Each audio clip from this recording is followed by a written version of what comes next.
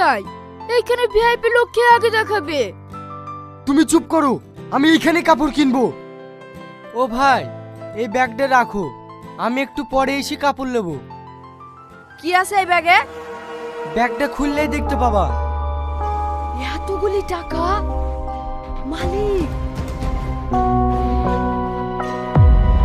ওগো, তুমি অতগুলি টাকা কোথায় পেলি? স্যার স্যার, আপনি এখানে এসে বসুন। এই মমিন, তাড়াতাড়ি স্যারেলিন কফি লাইগা।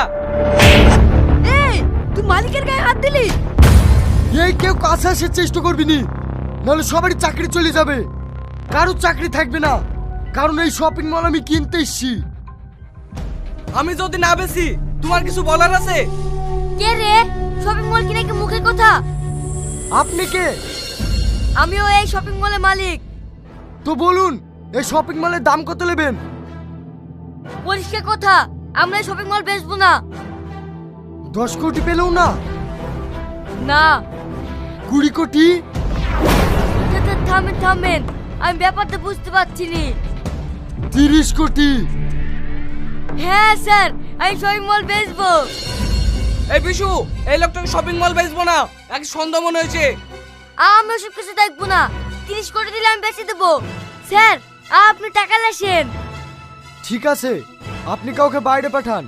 দেখেন দোকানের সামনে টোটোতে 1 বস্তা টাকা আছে, কাউকে নিয়ে আসতে বলেন। এই বিশু, তুই যদি বেচিস, তোর নামে কিন্তু কেস করবো। এই, তুই পুলিশের ভয় দেখাচ্ছি? আজ থেকে এই শপিং মলের মালিক আমি। এ সর ভাই, দরকার হলে তোকে আর 1 কোটি টাকা বেশি দেবো। এক্ষুনি একে ঘাট ধাক্কা দিয়ে বের করে দে। এই ভাই, তুই ভালোই ভালো বলছিস, এখান থেকে বের যা। দাঁড়া কিন্তু বাড়তে বাড়তে ব্যাক করে দিব। দাঁড়া বলছি, বেড়া।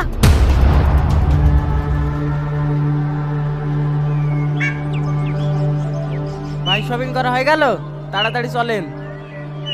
ওই, তোর টুকটুকিতে যাবো না, তুই যা। তাহলে আমাকে বসে রাখলেন কেন? আমার লস হয়ে গেল যে। 1 বছরে যে ইনকাম করতিক, এই নে টাকা, এবার যা। স্যার, আপনাকে অনেক অনেক ধন্যবাদ। তুমি টোটালে কত টাকা দিলি কেন?